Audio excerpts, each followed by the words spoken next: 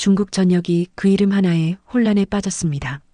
린샤오, 불과 16의 나이에 국가기관으로부터 기밀인재로 분류됐던 예언 신동. 그가 한순간에 사라진 뒤 예상치 못한 장소, 한국 서울의 국제포럼에 등장해 단 한마디를 남깁니다. 한국은 하늘의 보호를 받고 있지만 중국은 이제 그림자 속으로 걸어갑니다.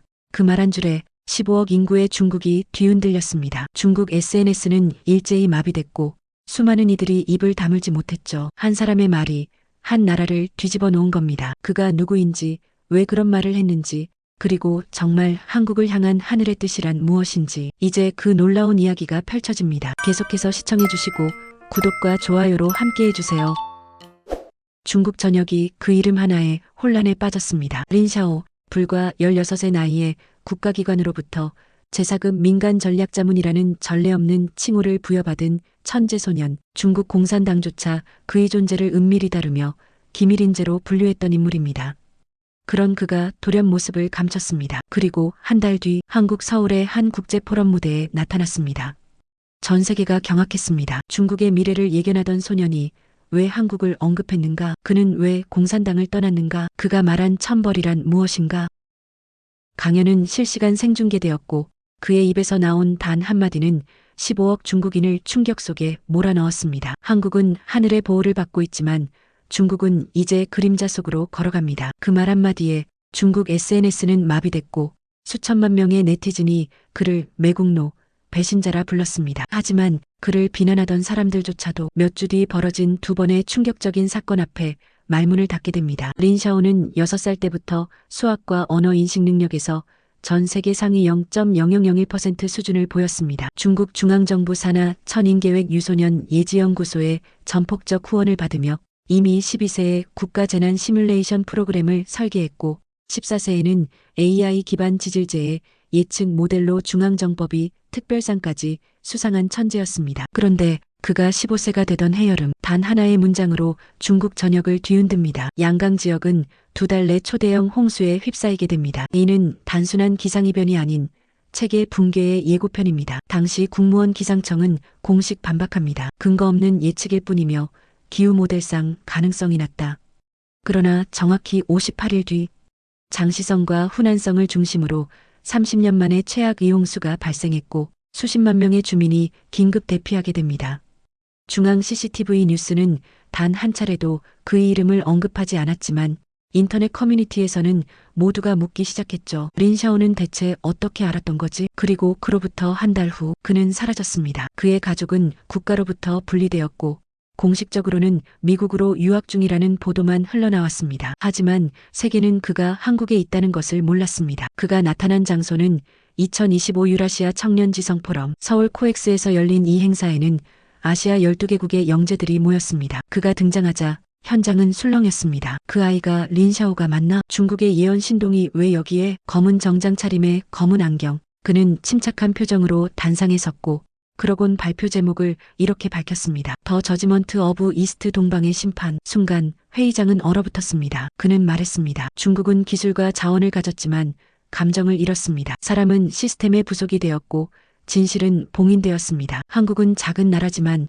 감정을 남겼습니다. 그리고 그 감정이 사람을 구합니다. 그의 발표 슬라이드에는 중국의 실시간 환경오염 수치, 재난 대응 구조의 부패 지표, 그리고 한국의 시민 대응력, 자원 재분배 시스템 등이 수학적 모델로 비교 분석되어 나타났습니다. 관중들은 숨을 죽였고 중국 대표단 일부는 자리를 박차고 일어났습니다. 이건 반역이다. 모욕이다. 그때 린샤오는 조용히 단 하나의 문장을 남깁니다. 한국은 빛으로 올라가고 중국은 그림자 속으로 걸어갑니다. 그 말이 떨어지는 순간 현장 전체는 숨조차 멈춘 듯 정적에 휩싸였습니다. 그리고 이야기는 이제 시작입니다. 린샤오가 처음 한국이라는 단어를 입 밖으로 꺼낸 날 그는 중국 남부의 한 안개 낀 도시에서 공식적으로는 자연재해 대응 모델 테스트 중이었습니다. 하지만 실상은 달랐습니다. 그는 단순한 모델링을 넘어 국가 전체 시스템 붕괴 가능성을 예측하고 있었죠. 이건 예언이 아니었습니다. 데이터였고 시뮬레이션이었고 감춰진 수치들이 보여준 수순이었습니다. 문제는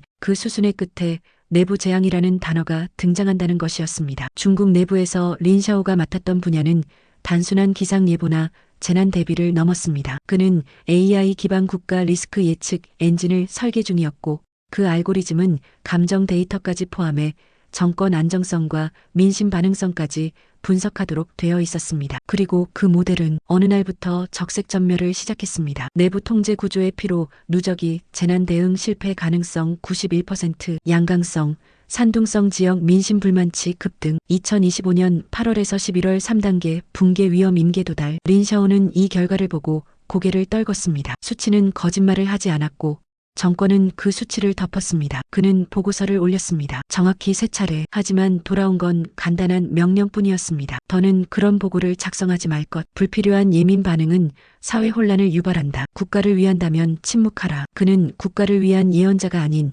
국가를 위한 입막음 대상이 되어가고 있었습니다. 그리고 그날 밤 그는 가슴 깊이 새기게 됩니다. 진실을 말하면 위험해지고 거짓을 말하면 인정받는다. 그렇다면 나는 어떤 사람이어야 할까? 바로 그 시점 그의 손에 한 편의 보고서가 들어왔습니다. 제목은 다음과 같았습니다. K-리스판스 마덜 감정 기반 시민 안전 대응 시스템 분석 발행 한국 공공데이터연구소. 그 문서에는 한국이 최근 10년간 구축한 시민 감정 반응 기반 재난 대응 모델에 대한 설명이 실려 있었습니다. 거기엔 이런 문장이 있었습니다. 국가는 위기에서 시스템보다 감정을 먼저 이해해야 한다. 인간을 구조하는 건 매뉴얼이 아니라 마음이다. 린샤오는 그 구절을 읽고 한참 동안 아무 말도 하지 못했습니다. 그가 설계했던 모델은 완벽했습니다. 하지만 감정이 빠져 있었습니다. 그 순간 그는 깨달았습니다. 중국이 잃어버린 것이 기술이 아니었다. 감정이었다. 며칠 후 그는 갑작스레 자신이 관리하던 계정에 접속 차단이 걸린 것을 발견합니다. 이건 곧 감시 시작의 신호였죠. 그는 수첩에 단 한 줄을 적습니다. 지금 떠나지 않으면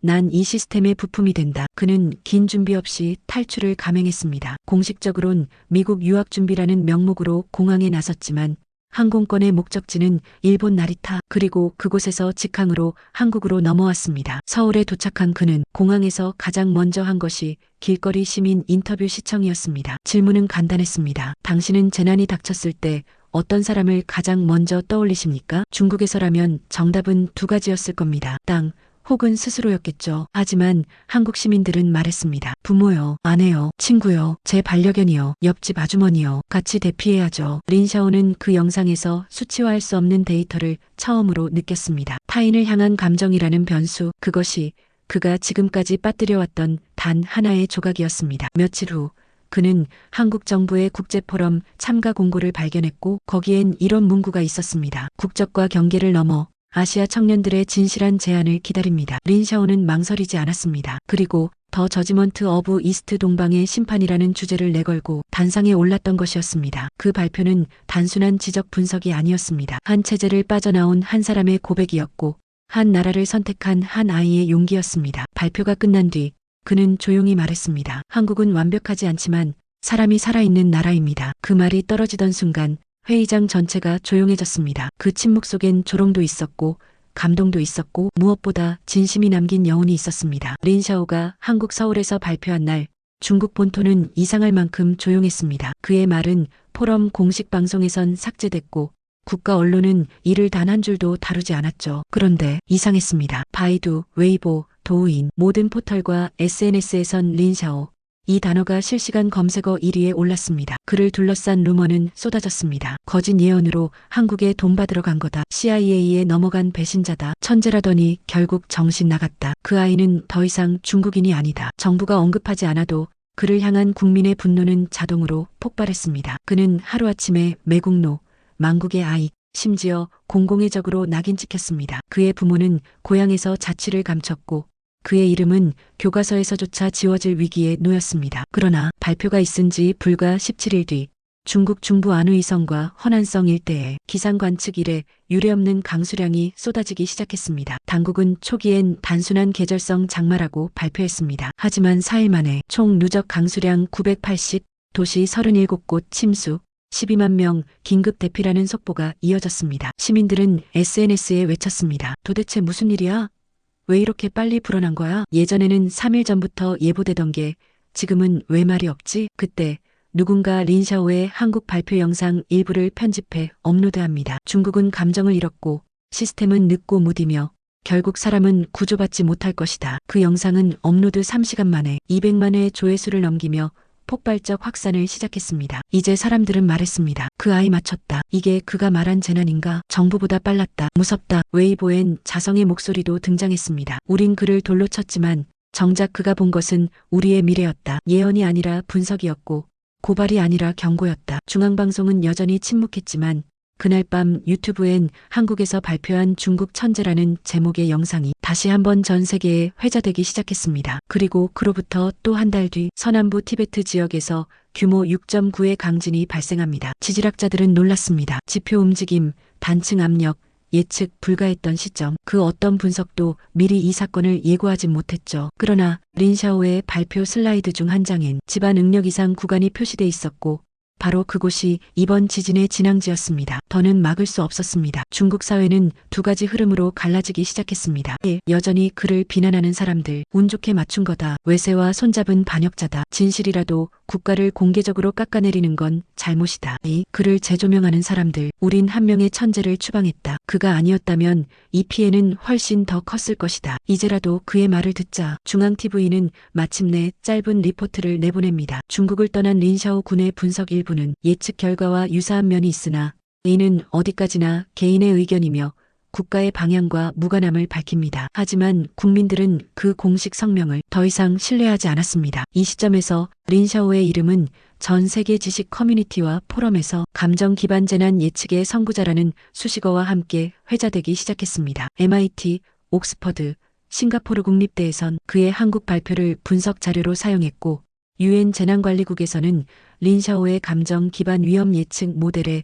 관심을 보였죠. 그리고 한국에서도 그의 발표 직후 재난 관련 감정 AI 모듈 개발에 박차를 가하며 린샤오 커브라는 공식 명칭이 학계에 등장합니다. 이제 아무도 그를 단순한 소년이라고 부르지 않았습니다. 그는 경고자였고 그리고 한 시대를 미리 본 증언자였습니다. 서울의 가을은 서늘했지만 린샤오의 마음은 이전과는 비교할 수 없을 만큼 따뜻해져 있었습니다. 그가 처음 한국 땅을 밟았을 때 그의 이름은 아무 의미도 없었습니다. 그는 단지 중국에서 온 한 학생이었고 그 어떤 관심도 보호도 기대도 받지 않았습니다. 하지만 국제포럼에서 발표한 지 한 달이 지나자 그의 존재는 전혀 다른 방식으로 한국 사회에 퍼져가고 있었습니다. 처음으로 변화가 일어난 건 그가 머물고 있던 대한고등학교의 작은 강의실이었습니다. 그곳은 다양한 배경을 가진 국내외 청소년들이 함께 공부하며 서로의 삶과 생각을 공유하는 열린 공간이었죠. 린샤오는 처음 며칠 동안 거의 말을 하지 않았습니다. 그는 교실 한켠에 조용히 앉아 책만 읽고 있었죠. 하지만 어느 날 한 학생이 용기 내어 말을 걸었습니다. 혹시 너가 그 발표한 린샤오 맞아? 뉴스에서 봤어. 슬라이드 진짜 멋졌어. 린샤오는 어색하게 고개를 끄덕였습니다. 그 학생은 웃으며 말했습니다. 우리 수학 수업 되게 심심한데 혹시 너가 한 번만 수업 좀 도와줄 수 있어? 그날 오후 린샤오는 기초 통계의 오류를 감정 기반으로 해석하는 법이라는 주제로 짧은 발표를 했습니다. 그는 한 장의 슬라이드를 띄웠습니다. 데이터는 감정이 없지만 사람은 데이터를 감정으로 받아들입니다. 그 차이를 이해하지 못하면 수치는 사람을 죽이기도 합니다. 학생들은 처음엔 조금 어려워했지만 곧 질문이 쏟아졌습니다. 그럼 AI는 감정을 흉내만 내는 거야? 너는 수치만 보는 사람이 아니라 감정을 이해하는 사람이네. 근데 너 외롭진 않아? 린샤오는 잠시 말을 멈췄다가 이렇게 대답했습니다. 응, 외롭기도 해. 근데 지금은 예전보다 덜 그래. 그 말에 교실은 잠시 조용해졌습니다. 그리고 누군가 박수를 쳤습니다. 며칠 후 그를 위한 작은 토크 콘서트가 열렸습니다. 학생들이 직접 주최한 자리였고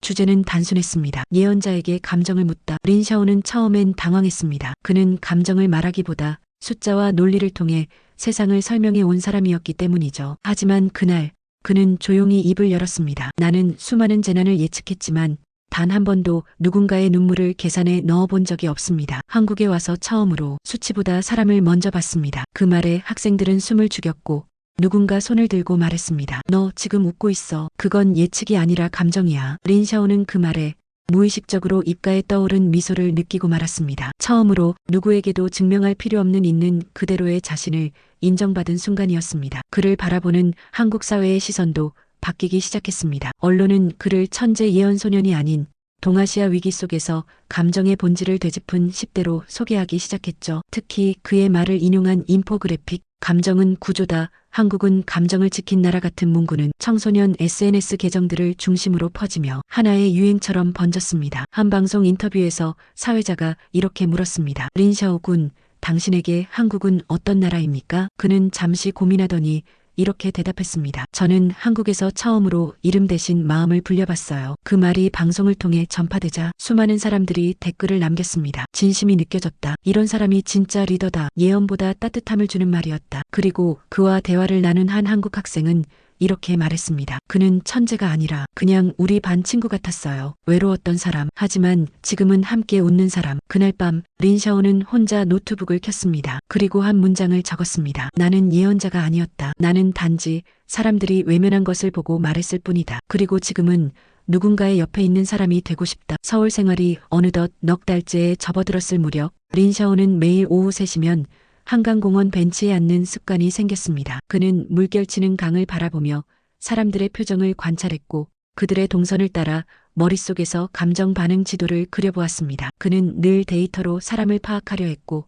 수식으로 세상을 정리해왔습니다. 하지만 이곳에서만큼은 수치보다 더 먼저 마음이 흐르고 있었죠. 어느 날 그는 작은 실험을 하나 준비했습니다. 이름하여 감정의 반응성 비교 프로젝트. 그는 자신이 머무는 고등학교 친구들과 함께 같은 상황에 대한 한국 학생들과 외국 학생들의 감정 반응 차이를 조사해 보기로 한 겁니다. 가상의 상황은 이랬습니다. 학교 급식이 갑자기 끊겨 하루 동안 점심을 못 먹게 됐을 때 당신은 어떤 감정을 먼저 느끼나요? 다국적 학생들은 대부분 불편함 또는 짜증, 기대 상실 등의 반응을 보였습니다. 반면 한국 학생들의 응답은 조금 달랐습니다. 같이 못 먹는 게 제일 속상할 것 같아요. 배고프다기보다 친구들이 힘들까 걱정돼요. 선생님들이 죄송해하실까봐 더 미안할 것 같아요. 린샤오는 이 결과에 놀랐습니다. 그의 분석 메모엔 이렇게 적혀 있었죠. 한국 학생들은 개인 중심 감정보다 관계 중심 감정을 우선적으로 표현하는 경향이 있다. 이는 교육과 사회 구조 전반에 녹아있는 공동체 기반 정서로 보인다. 그는 이 실험 결과를 정리해 한국의 한 청소년 심리 포럼에 짧은 논문 형태로 제출합니다. 예상 밖으로 그 글은 심사위원들의 관심을 끌었고 그에게 현장 발표 요청이 들어옵니다. 주제는 바뀌지 않았습니다. 감정은 개인이 아니라 구조다. 관계 기반 정서 반응의 한국 사례. 포럼 당일 린샤오는 다소 떨리는 손으로 마이크를 잡았습니다. 관객은 대부분 교사, 학부모, 심리학을 전공하는 대학생들이었습니다. 그는 조용히 발표를 시작합니다. 많은 이들이 감정을 개인의 반응이라 생각합니다. 하지만 한국에서 제가 느낀 감정은 달랐습니다. 여기선 내가 기쁘다가 아니라 우리가 괜찮다는 감정이 더 먼저입니다. 그는 실험 결과와 함께 그가 서울 생활 중에 겪은 짧은 일화를 소개했습니다. 한겨울 지하철 안 한 여고생이 무거운 가방을 들고 서 있었습니다. 바로 옆에 노인이 자리에서 일어나 이렇게 말했죠. 학생, 이리 와서 앉아요. 허리는 늙어서 아픈 거고 넌 무거운 세상 짊어지고 있으니 앉아야지. 린샤오는 그 말을 듣고 지금까지 들어온 그 어떤 수식보다 더 정교한 감정의 언어를 느꼈습니다. 저건 배려가 아니라 구조다. 한국은 감정도 따뜻함도 설계되어 있다. 발표가 끝나자 강연장은 조용했습니다. 하지만 그 침묵은 차가운 게 아니라 깊은 공감의 여운이었습니다. 곧 박수가 터졌고 몇몇 교사들은 눈물을 훔치며 다가와 말했습니다. 당신은 통계로 감정을 본다고 했지만 오늘 당신의 말은 그냥 감정 그 자체였어요. 린샤오는 그날 밤 일기장에 이렇게 적었습니다. 나는 어느새 이곳의 말투를 배우고 이곳의 정서를 기억하게 되었다. 이제 나는 예측이 아닌 공감을 연습한다. 다음 날 다인이 린샤오에게 떡볶이를 건네며 말했습니다. 너 요즘 한국 사람 다 됐다? 웃을 줄도 알고 미안하다는 말도 하고 심지어 먹고 감동도 하잖아. 린샤오는 고개를 숙이다가 작은 소리로 대답했습니다. 그래, 나도 가끔 그립다는 생각을 해. 한국이 아니라 한국에서 만난 이 감정을. 다인은 그를 빤히 바라보다 이렇게 말했습니다. 그럼 됐어. 감정을 느끼는 사람은 어디에 있어도 사람인 거야. 그날 저녁 린샤오는 연구 노트의 첫 장을 다시 열었습니다. 거기엔 처음 도착했을 때 썼던 문장이 적혀 있었죠. 중국은 시스템으로 사람을 움직이고 한국은 감정으로 사회를 설계한다. 그리고 그 문장 아래에 그는 짧은 문장을 하나 덧붙였습니다. 그 감정인의 마음도 바꿨다. 서울대 국제관 강의실 3층. 그곳에서 열린 동아시아 청년 미래 포럼은 원래 단순한 청년 아이디어 공유 행사에 불과했습니다. 하지만 린샤오가 발표자로 이름을 올리자 행사는 그야말로 전 세계의 시선을 끌기 시작했습니다. 하버드, 싱가포르 국립대, 도쿄대, 그리고 옥스퍼드까지 각국의 석학들이 참석하겠다는 의사를 밝혔고 한국 외교부와 교육부까지 조용히 실무팀을 배석시켰습니다. 이날 린샤오가 발표한 주제는 기존의 논리 분석이나 예측 수치를 넘어서 있었습니다. 감정 기반 국가 리스크 예측 시스템이 감정을 외면할 때 그는 단상에 서자마자 청중에게 한 장의 사진을 보여줍니다. 사진 속엔 2023년 장시성 홍수 당시 침수된 마을 그리고 지붕 위에서 손을 흔드는 노부부의 모습이 있었습니다. 그는 말했습니다. 이 사진을 본 AI는 수위 위험 경고라고 판단합니다. 하지만 사람이 본다면 이건 절망입니다. 그의 말에 관객은 숨을 죽였습니다. 국가는 시스템으로 문제를 예측하려 하지만 진짜 위기는 감정의 파열에서 시작됩니다. 감정을 지우면 사람을 잃습니다. 그는 이어서 한국 모델에 대한 분석을 내놓았습니다. 한국은 불완전하지만 국민의 감정 흐름을 읽는 구조를 갖고 있습니다. 조기 경보 시스템은 데이터보다 사람들의 반응을 먼저 감지합니다. 그는 이를 공감 기반 예측 지표라 불렀고 그 중심엔 민감도 정서를 분석하는 기법이 자리하고 있었습니다. 슬라이드엔 그래프가 등장했습니다. 중국의 위기 예보 체계와 한국의 지역 커뮤니티별 정서 지표 비교 모델. 청중은 그 차이에 놀랐습니다. 중국은 감정을 통제하려 하고 한국은 감정을 읽으려 합니다. 그래서 한국은 생존하고 중국은 붕괴를 반복합니다. 그 순간 객석 뒷줄에서 누군가 벌떡 일어났습니다. 중국 국적의 외교부 실무자였습니다. 그는 말했습니다. 그 발언은 모욕입니다. 당신은 중국을 떠났을지 모르지만 우리가 당신을 지켜보고 있다는 걸 잊지 마십시오. 회의장엔 긴장감이 돌았고 모두의 시선이 린샤오를 향했습니다. 그는 잠시 고개를 숙였다가 천천히 정면을 바라봤습니다. 저는 중국을 부정하지 않았습니다. 제가 부정한 건 진실을 감추는 방식입니다. 그리고 그는 이어서 발표 마지막 장을 열었습니다. 그곳엔 단 하나의 문장이 적혀 있었습니다. 감정은 국가의 가장 오래된 데이터입니다. 그것을 외면하는 체제는 예언 없이도 무너집니다. 그 문장이 화면에 뜨자 강연장은 정적에 빠졌고 그 뒤를 이은 건 폭발적인 박수였습니다. 이 발표는 이틀 뒤 유엔 동아시아 감시기구 내부 회람문에 올라갔고 일본 도쿄대에서는 긴급 세미나 주제로 채택됐으며 미국 뉴욕타임즈는 한 예언자가 만든 감정 모델이라는 기획 시리즈를 준비하기 시작했습니다. 그리고 한국 내부에선 그를 중심으로 한 K-감정 정책 연구단 구성 논의가 수면 위로 떠올랐습니다. 하지만 동시에 중국은 공식 성명을 냅니다. 대한민국 정부는 자국 내에서 자국민에 대한 허위 발언과 모욕을 방조한 책임을 져야 할 것이다. 한국은 즉각 대응하지 않았습니다. 그러나 언론은 린샤오를 둘러싼 감정과 체제, 예측과 사람, 진실과 침묵에 대한 담론으로 들끓었습니다. 그리고 그 중심에서 린샤오는 조용히 자신에게 말하고 있었습니다. 나는 분석을 했고 말을 했을 뿐이다. 하지만 그 말은 이제 단순한 말이 아니다. 그날 밤 그는 한강 벤치에 앉아 사람들이 웃으며 강을 따라 걷는 모습을 바라봤습니다. 그리고 작은 음성 녹음기를 꺼내 조용히 자신의 생각을 기록하기 시작했습니다. 한국은 국가가 감정을 이해하려는 몇 안 되는 나라다. 나는 지금 그 중심에 있다. 그리고 이 감정은 수치가 아니라 사람을 남긴다. 서울의 12월은 제법 매서웠습니다. 얼어붙은 공기 속에서 사람들의 숨결은 희뿌연 수증기가 되어 흩어졌고 거리엔 두꺼운 외투를 입은 시민들이 분주하게 움직이고 있었죠. 하지만 린샤오의 시간은 그와는 전혀 다른 온도로 흐르고 있었습니다. 그는 이제 단순한 예언 소년이 아니었습니다. 그의 말은 각국 정부의 회의실에서 인용되고 그의 데이터는 국제학술지의 표지에 오르며 그의 이름은 감정 기반 예측이라는 전혀 새로운 영역의 시작점으로 불리고 있었습니다. 유엔 산하 인도적 위기 대응기구 HCR은 린샤오의 감정 기반 모델을 토대로 동남아시아 2026 자연재해 공동 대응 계획 초안을 마련했고 그를 비공식 전략 자문단으로 초청하기에 이릅니다. 또한 MIT는 린샤오에게 AI 감정 모듈 통합 모델 공동 개발 프로젝트의 공동 리더 자리를 제안했고 심지어 그의 출신국인 중국조차 공식적으로는 그를 비판하면서도 내부적으로 그의 알고리즘 일부를 테스트하고 있었습니다. 그는 세계가 주목하는 중심에 있었습니다. 하지만 그 화려한 조명을 받는 그 순간 린샤오의 마음속엔 알 수 없는 공허함이 피어오르고 있었습니다. 내가 만든 건 모델이고 사람들이 보는 건 명예인데 나는 지금 내가 누군지를 잊어가고 있는 건 아닐까. 그는 점점 더 감정 모델의 아버지, 예언자, 동방의 천재라는 이름으로 불리고 있었지만 정작 그는 사람으로서의 자신을 지키고 싶었습니다. 다인이 그를 처음 발견한 건 학교 옥상 한쪽 구석에서였습니다. 그는 그날 유난히 말이 없었고 하늘을 오래도록 바라보고 있었습니다. 너 요즘 이상해. 뭐가? 너 유명해졌잖아. 근데 더 외로워 보여. 린샤오는 웃지도 않았습니다. 그는 조용히 대답했습니다. 사람들이 내 말을 듣기 시작했어. 근데 이제는 내가 말을 조심하게 돼. 다인은 그 말에 고개를 끄덕였습니다. 내 말이 맞아. 근데 가끔은 그냥 말해도 돼. 너도 사람이라며? 그 한마디에 린샤오는 말없이 눈을 감았습니다. 그는 수없이 정확한 계산을 해왔지만 그 순간 느낀 감정은 수치로 환산되지 않는 무게였습니다. 며칠 후 그는 강연을 위해 세종시에 위치한 정부정책연구원으로 초청됩니다. 그날 강연의 제목은 데이터가 아닌 사람이 움직이는 사회였고 주최 측은 그에게 세계 최초로 감정 기반 위기 예보 테스트베드의 고문 역할을 제안합니다. 그는 감사 인사를 전하며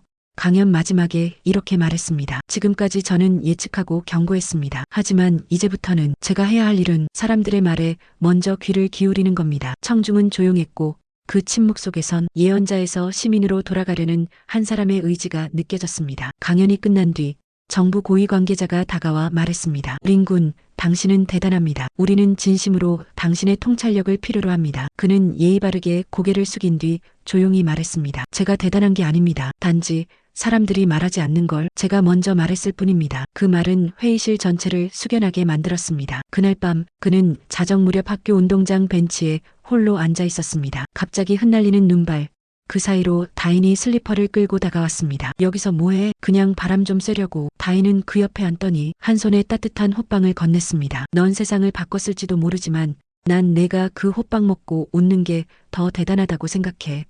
린샤오는 웃으며 고개를 끄덕였습니다. 그는 드디어 사람으로 돌아오고 있었습니다. 2026년 1월 베이징 국가안전위원회 비공개 보고서 한 줄이 중국 전역을 다시 긴장시켰습니다. 린샤오의 발언과 이론은 본국체제 안정성과 정책 노선에 위협이 됨, 해외에서의 영향력을 통제할 필요 있음. 이는 곧 외교 채널을 통해 한국 정부의 비공식적 외교 압박으로 번졌습니다. 귀국에 체류 중인 린샤오라는 인물의 공식 활동을 제한하거나 최소화해 주시길 바랍니다. 한국 외교부는 즉각 답변을 자제했지만 이 소식은 내부 관계자들 사이에서 빠르게 퍼졌습니다. 그리고 린샤오 본인도 그 사실을 곧 알게 됐습니다. 그는 충격보다 어떤 고요한 단념을 먼저 느꼈습니다. 나는 단지 재난을 막고 싶었을 뿐인데. 다인은 그에게 말했습니다. 중국이 너를 두려워하는 거야. 내 말이 틀렸다면 굳이 이렇게 반응하지 않겠지. 린샤오는 고개를 끄덕이며 중얼거렸습니다. 그렇다면 이제 난 누군가를 위해 말해야 해. 두려움이 아니라 희망을 위해서. 그의 발표는 취소되지 않았습니다. 오히려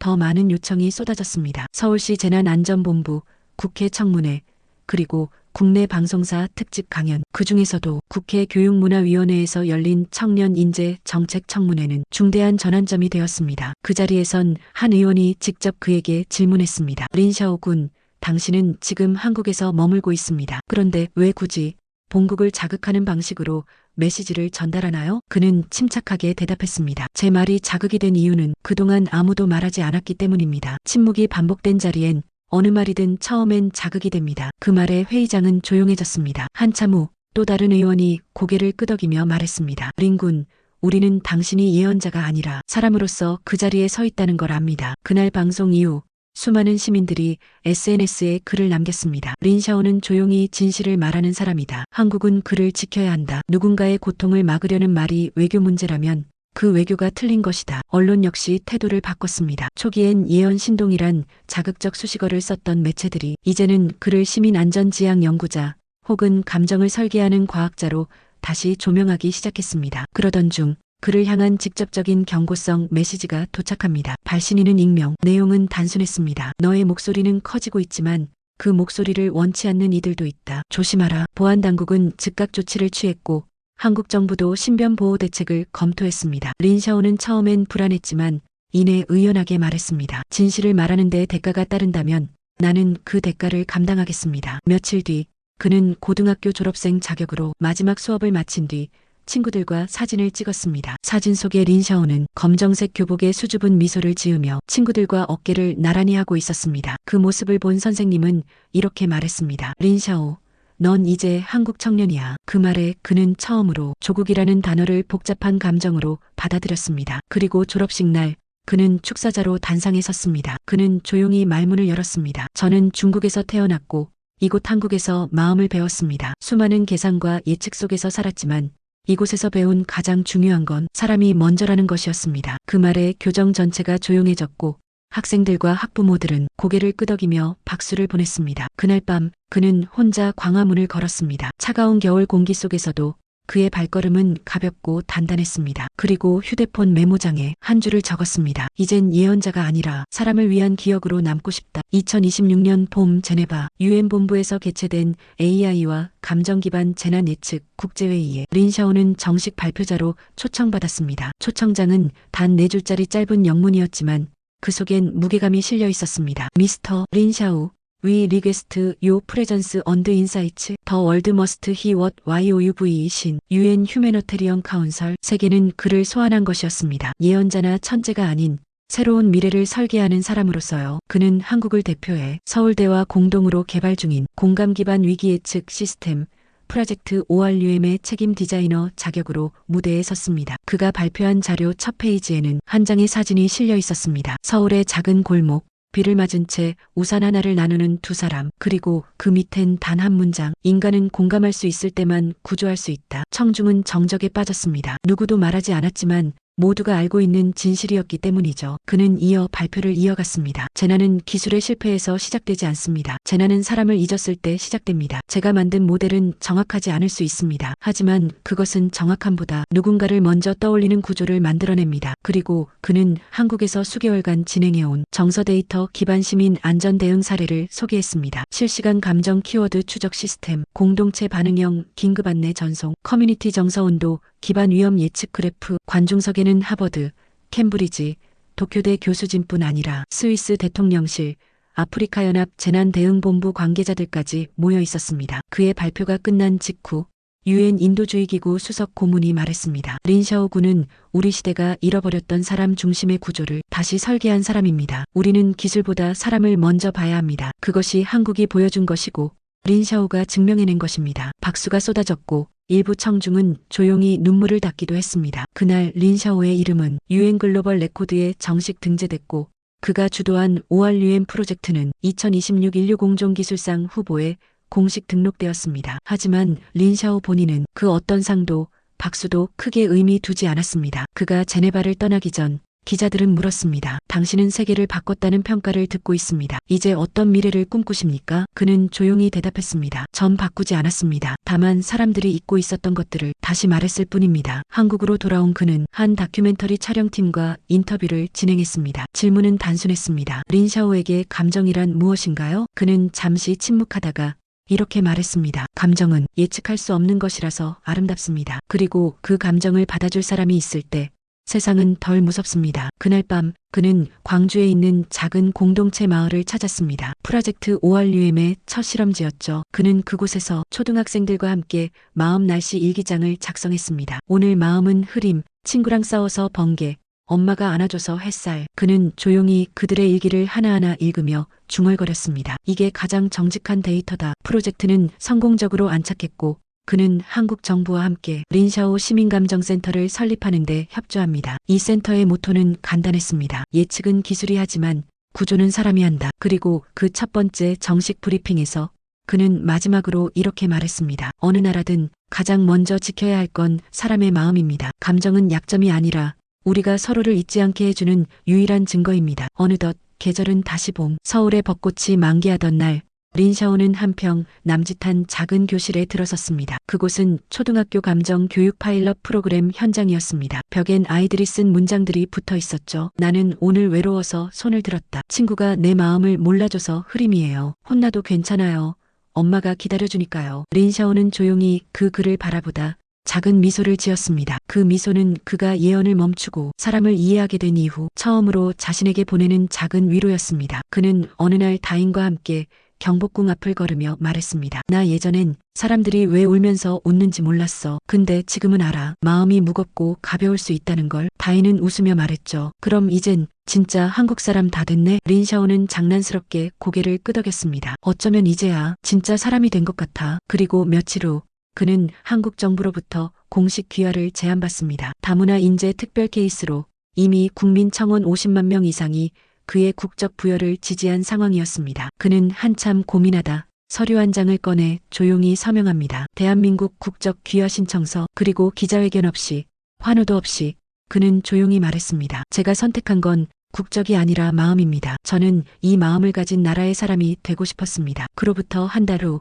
서울시 공공도서관 한 켠에서 그의 첫 저서가 조용히 출간됩니다. 책 제목은 단순했습니다. 그림자에서 빛으로 감정을 잊은 시대에 대하여. 책에는 수많은 수치와 그래프보다 그가 한국에서 본 사람들의 말, 표정, 행동이 담겨 있었습니다. 아이가 엄마에게 토닥이는 장면, 친구를 기다리는 버스 정류장, 편의점 알바가 건넨 감기 조심하세요 한마디. 그는 그것을 감정의 인프라라 불렀습니다. 그의 책은 예상 밖의 반향을 일으켰습니다. 출간 한 달 만에 20개국에 번역됐고 뉴욕타임즈는 데이터보다 깊은 인간의 언어라고 평가했습니다. 한 독자는 이렇게 말했습니다. 린샤오의 글은 숫자를 말하지 않는다. 그는 고요하게 우리에게 감정을 잊지 말자고 한다. 그러던 중 중국으로부터 한 통의 서신이 도착합니다. 발신자는 이름 없이 봉투 속엔 종이 한 장뿐이었습니다. 그 위엔 붓글씨로 짧게 적혀 있었습니다. 가끔은 침묵이 사과보다 깊다. 그러나 우리는 늦게라도 배워야 하네. 그는 한참 동안 그 문장을 바라보다 조용히 접어 서랍에 넣었습니다. 그 어떤 회유도,